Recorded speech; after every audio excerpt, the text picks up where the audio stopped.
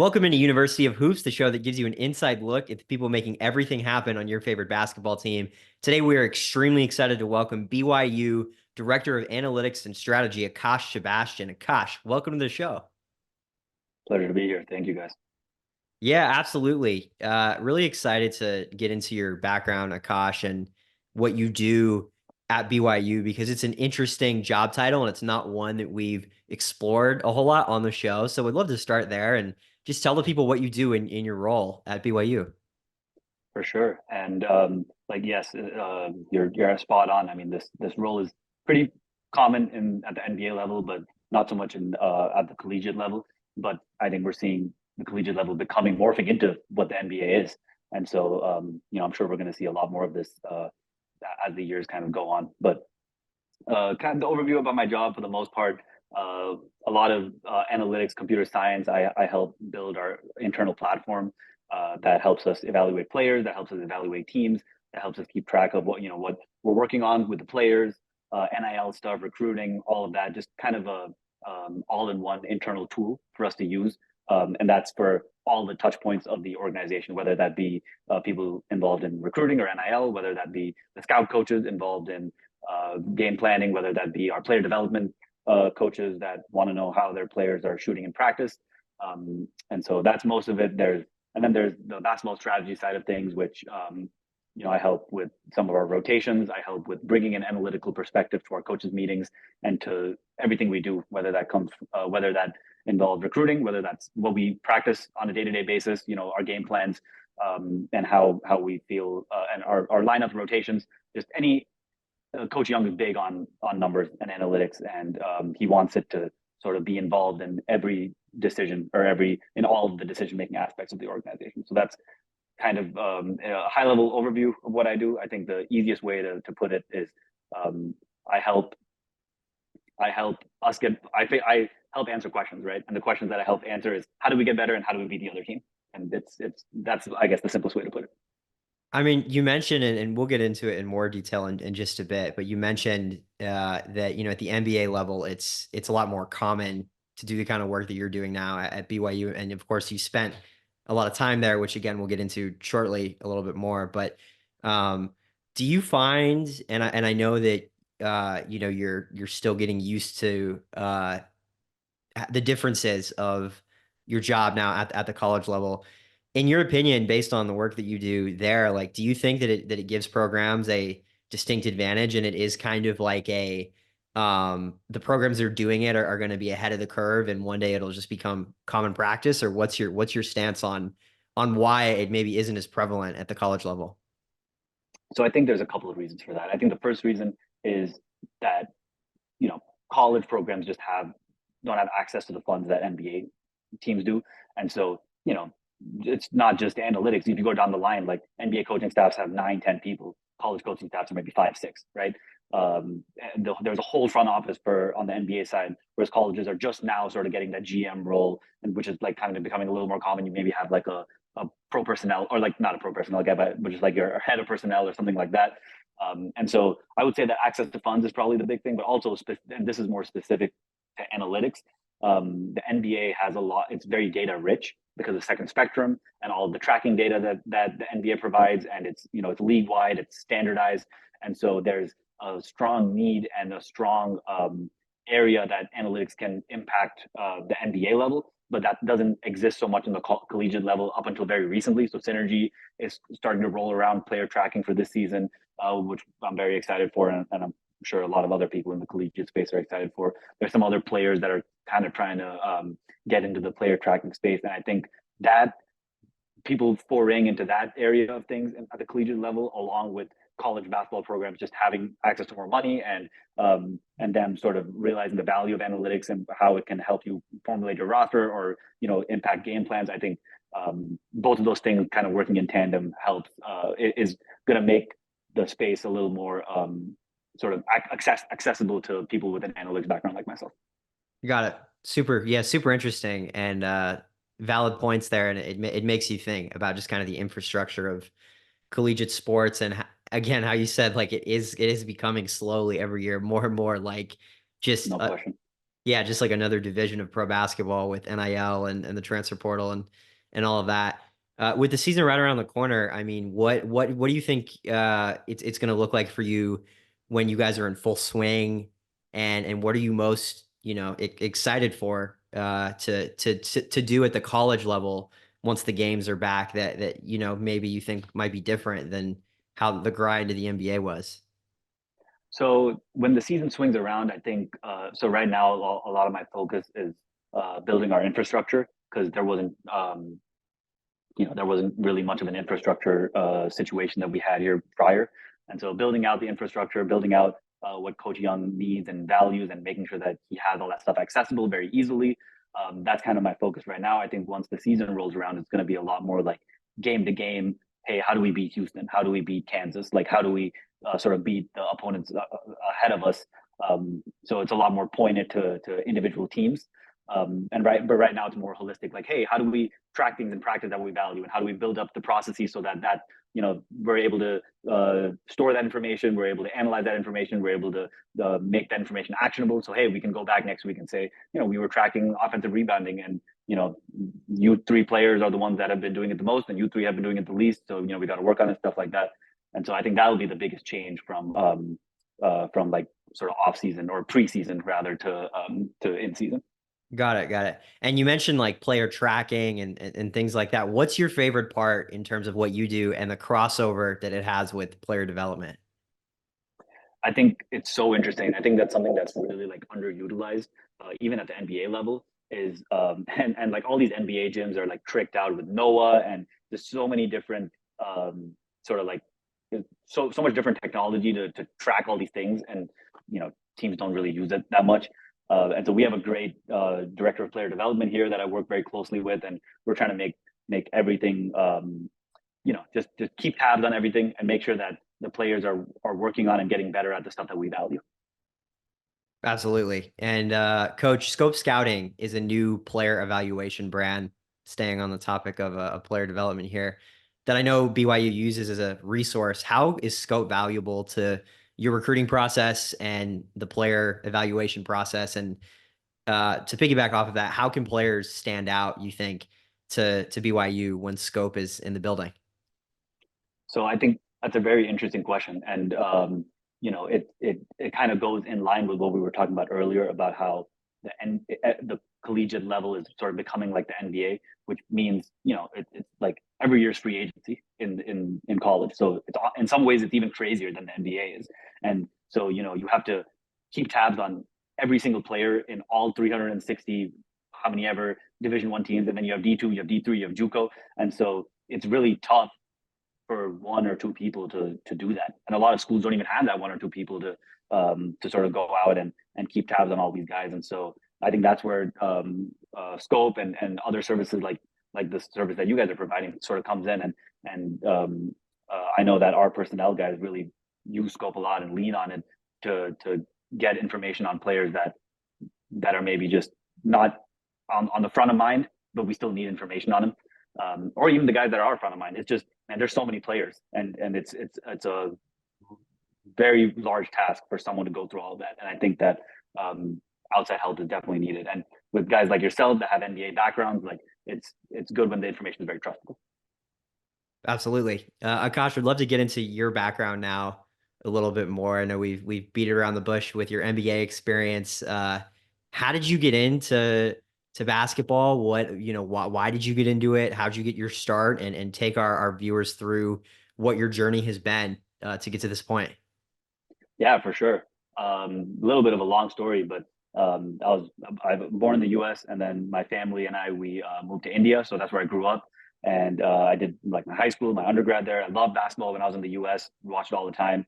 I don't really know what it is about Indian immigrant families. They just like love basketball. And so my dad and all of his like immigrant buddies would take all their kids, and we would go and watch like really terrible Warriors games, like way up in the nosebleeds, like $20 tickets.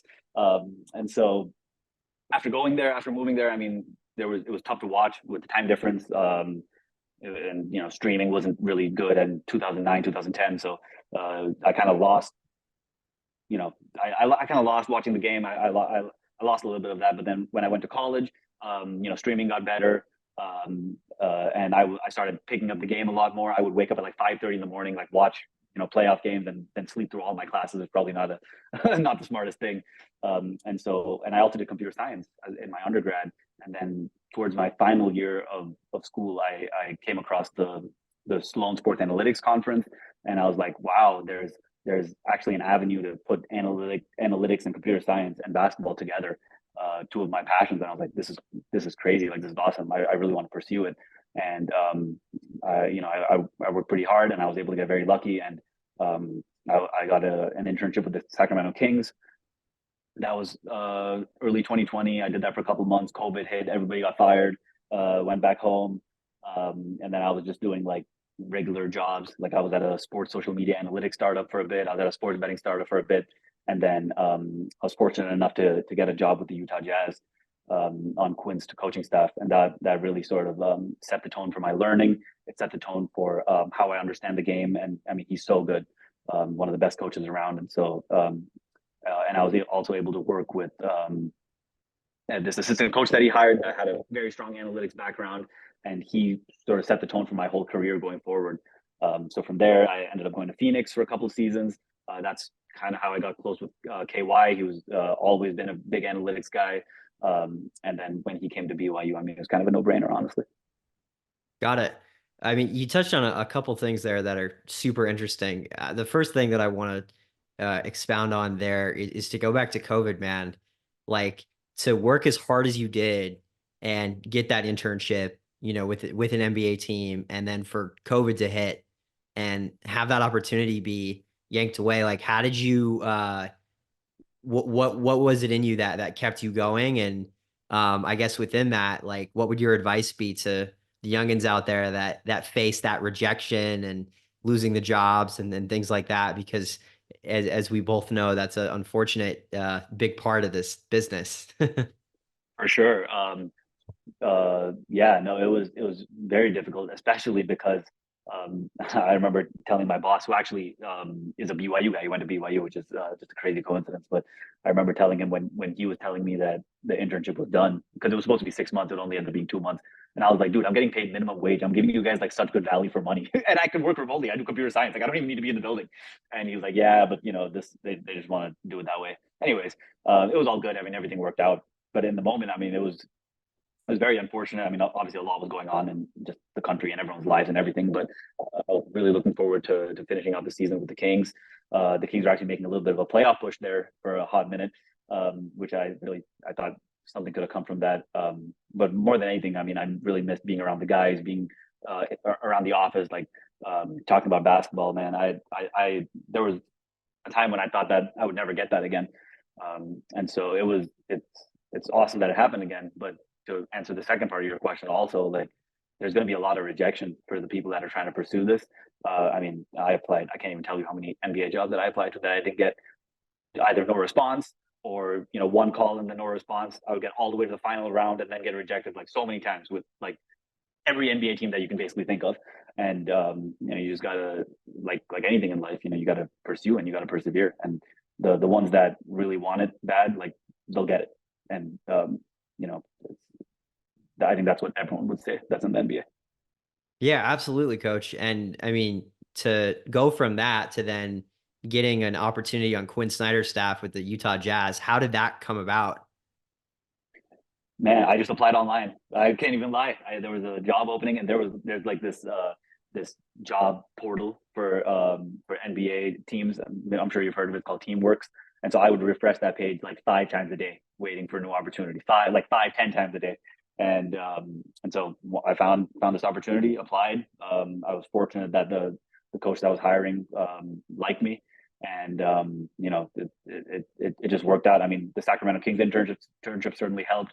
I mean, the whole time, that 1 year, that from Sacramento to Utah, even though I was working, other like just normal tech jobs, I still in my free time, I would build stuff. I would like put it online. I made like this little website to sort of to see the teams overshoot or undershoot their expected 3-point percentage. Like, did that lead to them winning or losing? Just stuff like that. Stuff that I was questions that I had, that I was curious about, that I just sort of put out there. for everyone to see. And I knew, I was like, okay, great. And the next time an NBA team calls, I can be like, hey, go to this website and check out the stuff that I've done. You know, so I think that stuff was important. It certainly helped me. I was able to persevere through all the rejections. That stuff certainly helped me. And then at the end of the day, man, it really all worked out because the gig I got in Utah, it really set the tone for my whole career, and I was able to make a ton of connections and a ton of really good friends that I still have to this day. So sometimes things just work out, and in the moment you don't really realize it. And when you look back in 2 or 3 or 5 years, you're like, man, I'm glad everything happened the way it did. No, absolutely. I mean, and then from there, what led you to Phoenix? Yeah, so that's actually an interesting story. So, well, Quinn quit first of all. Right. So the person that hired me was basically gone, Mm. and the assistant. So Quinn is a very analytics guy, also big analytics guy, and um, he had hired an assistant coach to work with him. His name is Sergi. He was an assistant GM in Portland. He's actually now their G League head coach, and Sergi had worked for him for a year, and then that dude like is one of the hardest workers I've ever met in my life. So he was absolutely grinding, and he was after a year, he was basically like, "Yo, Quinn, I need some help. Like, can I hire someone?" Quinn was like, "Yeah, absolutely." And so that's kind of how I got into the foray of things. And so Sergi worked in Philly, and he worked in Philly with KY, and they got close because Sergi is a very smart, very analytically based guy, and KY is like that too. They kind of meshed on some of their ideologies of basketball and just the way they thought about the game. And so basically, what had happened was after so when Quinn had quit, the Jazz were looking for a new head coach. KY was actually interviewing for that job, and so at the time, Sergi was basically like, "Hey, KY's interviewing for the Jazz job. He really values analytics. I've told him about you, and he likes what he hears for the most part. And so, if he gets the Jazz job, then he might want to keep you around, so you'll be good. And if he doesn't, then maybe there's an opportunity for you in Phoenix." He ultimately did not get the Jazz job, and I interviewed with him and with the director of analytics in Phoenix at the time during summer league, and then I was fortunate enough to get the gig there. So that was the connection for me from Utah to Phoenix. That's awesome, man. And I mean, just because of the years that you worked for these teams, I mean, with the Kings, like you said, they were sort of a playoff contender. Utah Jazz were a perennial playoff contender in your time there. And then with the Phoenix Suns, I mean, uh, putting themselves continually in the spotlight with all the moves that they to this day continue to make in pursuit of that championship. What was that like being around those guys and trying to help them get to where they wanted to be? And what sort of things did you learn just from being around that level of talent? Oh, I'm so blessed. Like Donovan Mitchell, Rudy Gobert, Chris Paul, Devin Booker, Kevin Durant, like Bradley Beal. These are like crazy names. De'Aaron Fox. Like it's certainly a blessing, and I think especially for an analytics guy like myself, especially on the coaching side, because there's different areas that analytics impacts NBA teams. A lot of the analytics it tends to be in the front office, so it tends to be finding players, like player evaluation, scouting, like that type of stuff. Now coaching analytics is starting to get a little more popular and gain some steam. I think basically every single coaching staff has like an analytics guy on staff in some capacity in the NBA now at this point. And so being on the coaching analytics side, being on staff, it was great to be around a winning program because like you know being on the coaching side of analytics, your job is to help the team win. And when you're good, that's what the team's trying to do. Like a lot of teams aren't trying to do that, right? In certain cases. And so being on teams that were really, really trying to win, it helped me, really think optimally on game plan stuff, like how to win, how to optimally use analytics to make sure that we have the best chance to win. And then I think the other really big thing that helped was being in multiple playoff series, because that stuff that's when it gets really nuanced, it gets really technical. You're playing against the same team, same players, same coaches, same schemes, same guys, and that's when you take any little competitive advantage. And I think that's where analytics plays a big piece also. And it's not just necessarily coverages or game plans; it's rotations, it's matchups, it's all of it. And so I'm very fortunate and blessed to have been a part of multiple high level playoff series with against some really good opponents too, like Luka Doncic and Jokic and Anthony Edwards, and like those are guys that are very tough to game plan against. And getting that experience early in my career has certainly helped a lot.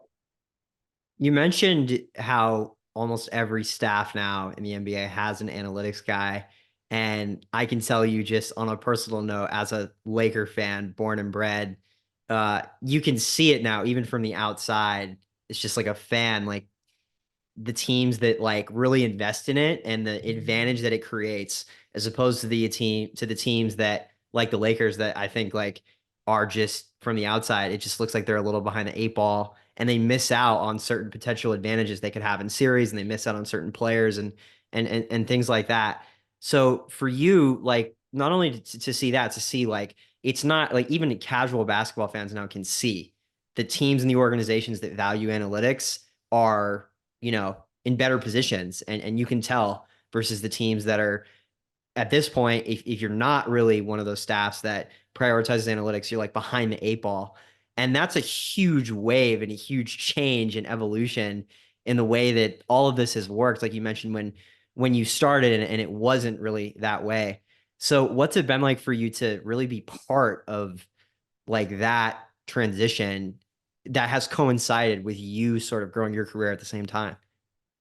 Oh, it's been awesome, and it's I've seen it firsthand from the inside, like how coaches are talking a little differently, and how they all of a sudden value it a little more, and it's good. I mean, there's I'll be the first one to say that analytics can't account for everything, but it can account for a lot of things, and it would be foolish not to acknowledge that and to respect that and to like seek out that opinion. Now, is it going to be right every time? Of course not, but there's a lot of situations where leaning on analytics is the healthy correct thing to do, and a lot of staffs are certainly realizing that. Yes, of course, there's a certain teams that are way ahead of the eight ball, and there's certain teams that are behind. OKC is a great example, man. They're so good with that stuff, and it really shows that they've created a contender that doesn't seem to to lose any steam anytime soon, right? And they've done it. Of course, great leadership, great players, great scouting, but great analytics also. They're one of the best analytics programs in all of the NBA, and it shows. Just to your point, and so it's been very exciting to see that wave. Obviously, it helps me on a personal level to be involved in the game and to be able to make a career out of it. But it's also it's good for these organizations because now they're more optimal and now you have a competitive advantage, and that's what every team is trying to go for. So it's exciting to see, and I'm excited to see where it goes. I mean, who knows where it can go? Right now, we're just talking about one staffer on each bench, and maybe they have a say, maybe they don't, based on who the coach is. But you never know where this thing can go. Maybe it goes all the way to baseball, where every single strategy decision is made by these four nerds and in some office somewhere. You never know. Yeah, absolutely. It is kind of crazy to think about that there is no ceiling to it as well. And I think you're even seeing like players, I think, openly be more accepting to it as the years go by, which is cool too. Uh, I want to stay on the NBA topic for one more question and just ask you, who have some of your mentors been along the way? I mean, you mentioned, Quinn Snyder gave you an opportunity. Who have some of those mentors been for you along the way that have helped you? For sure. I think. I mean, I'm working with him actively right now, but Kevin Young has been huge for my career, huge for my development. Just like he's really formulated the way I think about the game, and it's helped so much with the how to correctly use analytics, because he was in Philly, and he was in Philly for a while, and Philly was initially the some of the best at analytics, with all the process stuff and Sam Hinkie and all of that. And so he saw a lot on how to use analytics the right way and how it really impacts on the coaching side, whether it be game plan stuff, whether it be lineups, rotations, whatever. And so learning from him has been great. Sergi Oliva, he is the G League head coach in Portland. He's the guy that hired me in Utah. He's been huge. He connected me with KY in the first place. So without him, I wouldn't even be here. He's been awesome for me. Coach Quinn has been great. Coach Monty has been great. Coach Frank has been great. I mean, I've only been in this for 4 years now, and I've had four head coaches, which is wild. And so, but all of them have been so good to me.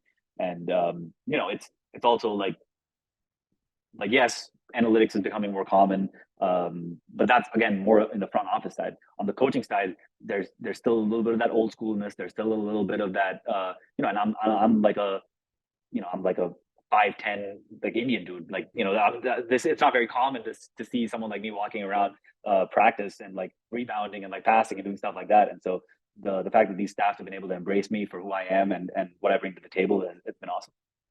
That's amazing, man. And I mean, speaking of, I guess, just the way that you've been able to make the most of your opportunities and such.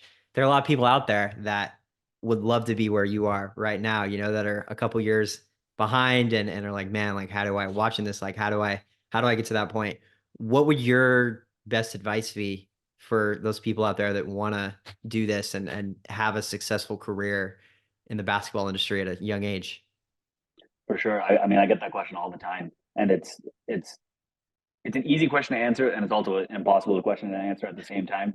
It's easy. It's impossible. Let me start with why it's impossible. It's impossible because, as you know, as you've talked to many people in these NBA front offices or college circles or whatever, everyone has such a different story, and you can't follow one person's journey and hope that it works out for you because you have to like find your own journey. As corny as that sounds, and so everyone just it works out the dice rolls in different ways for every person, and so um, that's one thing. But then also, I think what you'll find, and I'm sure that you've noticed this in your all your other episodes with both NBA and collegiate staffers, is that everyone had the basis of working really hard and they really wanted it bad, and there were rejections all over the joint, right? Constant rejections everywhere, but the ability to persevere through it, I think is incredibly vital and important because you're not going to get that first job that you apply for, or the second, or probably even the 10th or the 50th.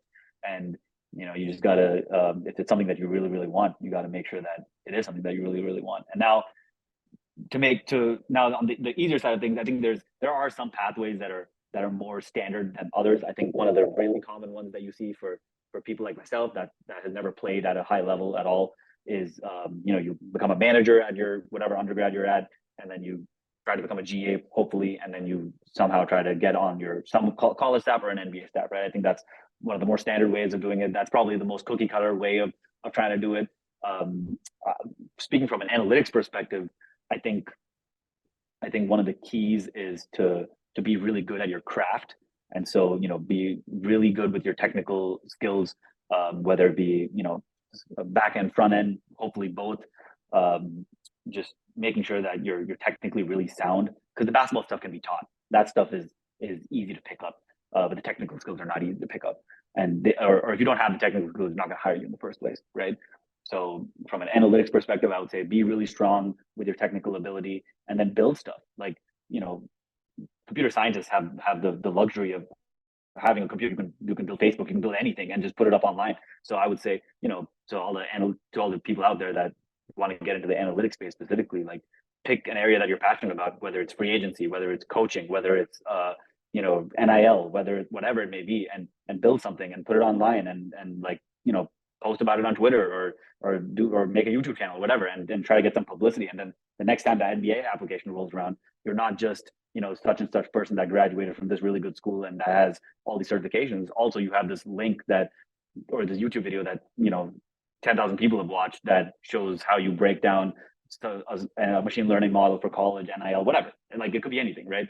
And I think that's the key, is showing people that you're passionate by doing the work and putting it up online for people to see, so that when your next interview or your next NBA application, that I think that stuff really stands out, especially for the people that don't have any prior NBA internship or experience or whatever, because it's the hardest for those people to sort of get their foot in the door. And this is like a way to make your application stand out in front of others, because these job applications, because now that I'm on this other side, they get like 700,000 applications. So you really need to stand out. 1,000 people is a lot.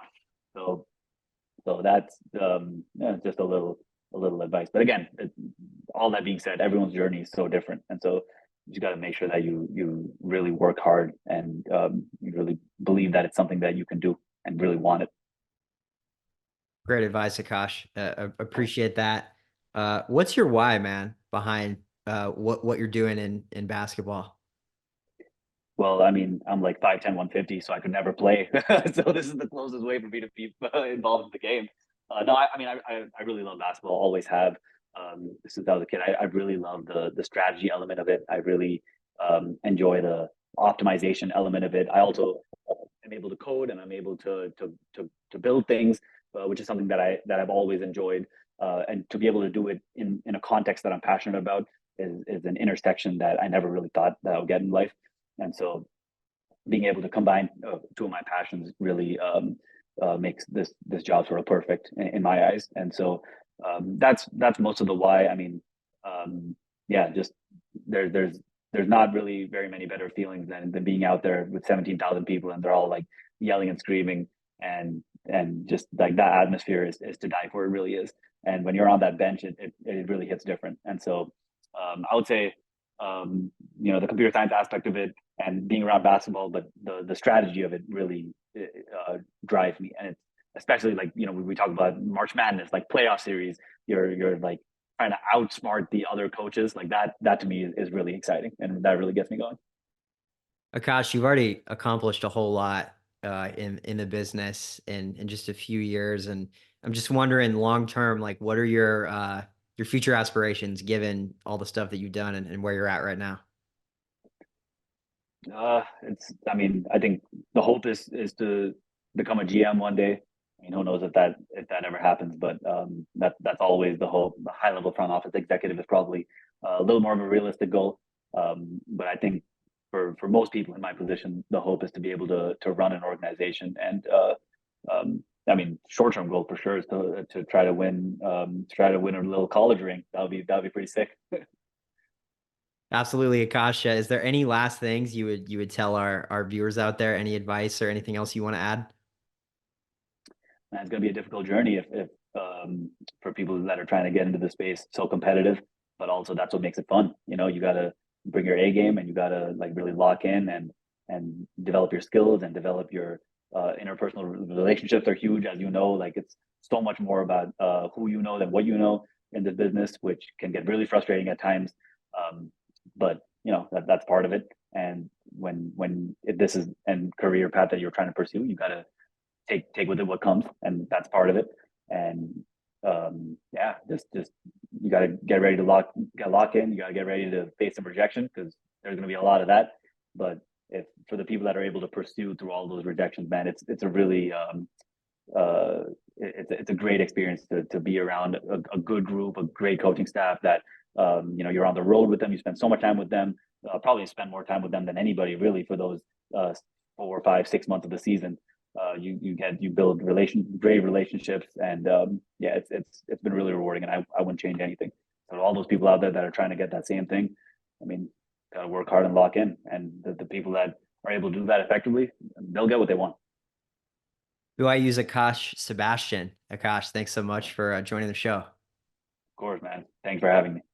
Yeah, absolutely. And thank you to our viewers and listeners for tuning into another episode of University of Hoops. We'll be right back next week with another great interview. So stay tuned.